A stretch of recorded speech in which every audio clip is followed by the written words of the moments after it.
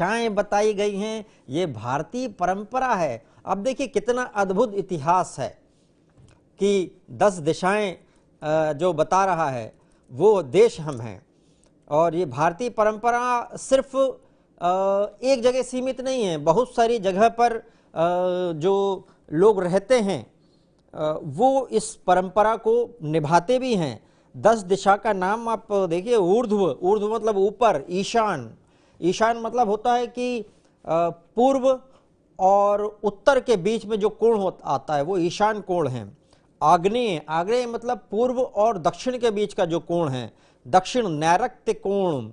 पश्चिम और वायव्य, वायव्य कोण है जो वो साउथ और वेस्ट के बीच में आता है। और उत्तर और अधो और मध्य, इस तरह 10 दिशाएं हैं। और इन तक संदेश पहुंचाने का ये माध्यम होता है यज्ञ या हवन।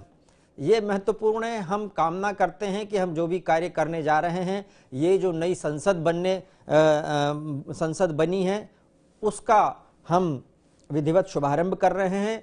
और ये निवेदन होता है उन 10 दिशाओं के दिक्पाल से कि हम जो कार्य कर रहे हैं आप उसमें अपना आशीर्वाद बनाए रखिएगा। ये भारतीय परंपरा है। अलग अलग दिशाओं के अलग अलग दिक्पाल हैं।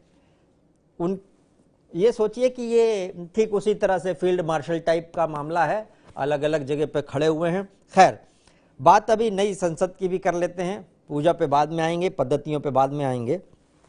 नई संसद जो है, हमने देखा था कि जिस समय एक बार आतंकी हमला हुआ था तो उस समय बहुत दिक्कत हुई थी लोगों को भागने में, बचने में, तब भी महसूस की जा रही थी। अच्छा, स्पेस भी छोटा हो रहा है, स्पेस कम पड़ रहा था वहाँ पर। लोकसभा में 543 सीट हैं और राज्यसभा में 245 सीट है बैठने की। जबकि ये माना गया कि भारत की जो जनसंख्या है वो 1976 के बाद में 2.5 गुना करीब बढ़ चुकी है।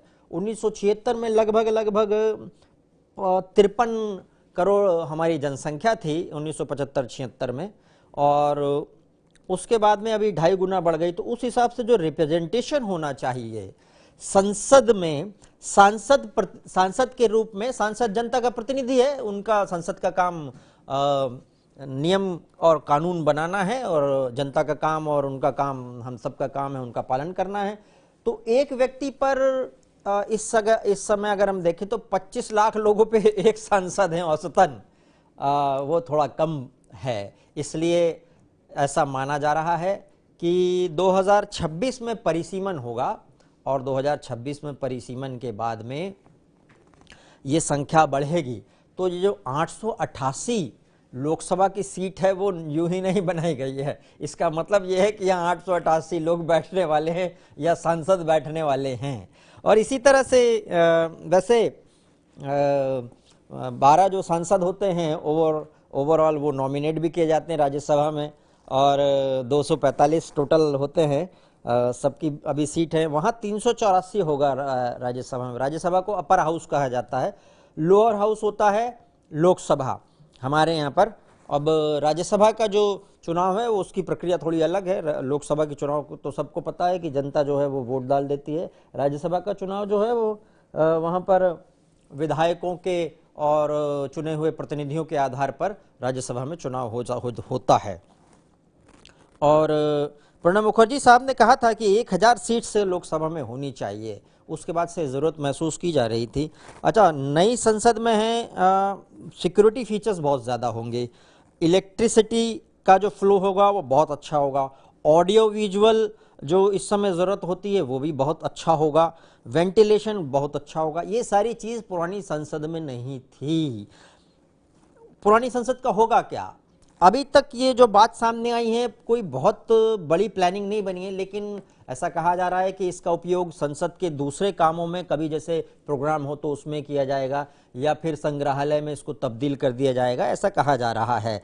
तो ये आर्किटेक्ट, इसका डिज़ाइन बहुत गजब है, त्रिभुजाकार है। और त्रिभुज का हमारे शास्त्रों में भी अलग ही महत्व है। एक तरह के का पिरामिड के रूप में हम उसको देखते हैं त्रिभुज को। और पिरामिड में हम देखते हैं कि पिरामिड आकार जो मिस्र में भी हम देखते हैं, उसके पीछे एक थॉट प्रोसेस ये रहती है कि पिरामिड के जो टॉप में है वो ऊर्जा का प्रभाव सबसे ज्यादा होता है और वो फिर सारी जगह पर ऊर्जा प्रवाहित करता है। ये हमारी आर्किटेक्ट का एक बेजोड़ उदाहरण है। और नई संसद में तो अशोक स्तंभ और भारतीय प्रतीक वाले जो 3 शेर बने हैं वो भी लगा हुआ है। 9,500 किलो के हैं वो, और ब्रॉन्ज की मूर्ति बनी हुई है 3 शेर। उसके ऊपर बड़ा विवाद हुआ था, हमने देखा था कि बहुत सी पार्टियों ने संसद में वहां पे भी चले गए थे, कोर्ट में भी चले गए थे कि ये जी ये जो शेर हैं वो तो हिंसक दिखाई दे रहे हैं। और कई पार्टियों ने इसका विरोध किया था और आरोप लगे बीजेपी के ऊपर कि सरकार क्या इनको हिंसक दिखाना चाहती है। लेकिन बाद में ये समझ में आया कि चूंकि वो इतने बड़े बनाए गए हैं, अब वो जो मूर्ति है संसद में शेर की, जो 3 शेर हैं जो सारनाथ के अशोक स्तंभ से लिया गया है, वो जो मूर्ति बनाई गई है वो मूर्ति जो है वो नीचे से अगर हम देखें तो उसमें दांत नजर आते हैं। अब ये सेंगोल के सामने नतमस्तक होते हुए साष्टांग प्रणाम करते हुए नरेंद्र मोदी जी, पीएम नरेंद्र मोदी साष्टांग प्रणाम कर रहे हैं सेंगोल को, और ये विधान उनको बताया गया होगा कि इसका सम्मान करना चाहिए। तो नरेंद्र मोदी जी मुझे लगता 2-4 कदम आके साष्टांग प्रणाम भी खुद ही अपने मन से उसको किए हैं। सेंगोल पारदर्शिता का एक नमूना है।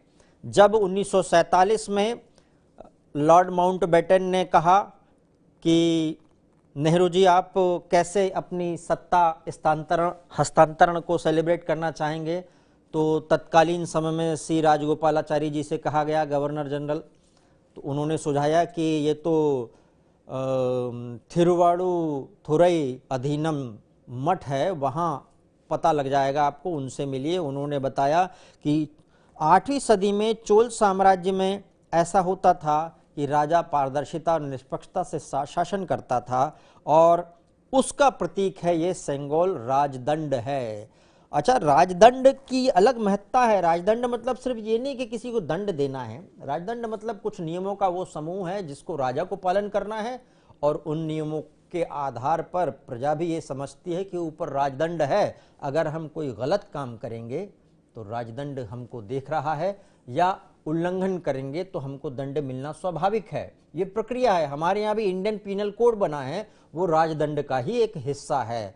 और जितने भी संसद में कार्य विधान के जो नियम बने हैं वो भी राजदंड का ही हिस्सा है। ये सारे नियम कानून का उल्लंघन जब करते हैं तो उसमें अलग अलग प्रकार का पनिशमेंट या सजा दी हुई है।